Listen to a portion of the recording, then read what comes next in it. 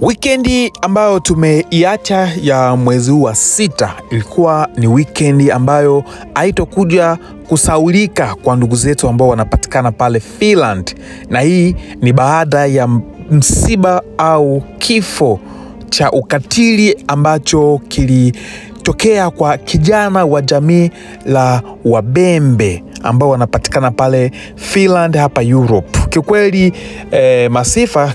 tumepata taarifa hizi baada ya kuona picha na kuona watu ambao walionesha kusikitika au kusikitishwa na msiba huo.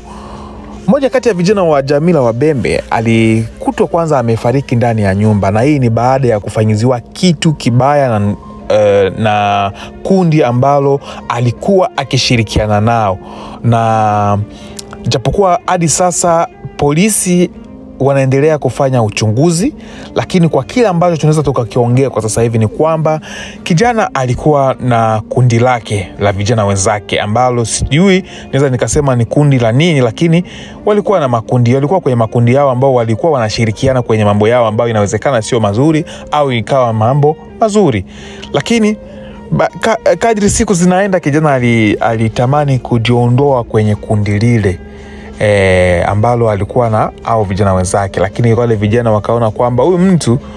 kwa hivyo anavyotaka kujiondoa kwenye kundi hili lazima atakwenda kutoa siri zetu ambazo tulikuwa nazo kwenye kundi letu. Kundi leo wakaamua wamfanyizia au wamuue kabisa ili asije akatoa siri au asije akatoa siri zao.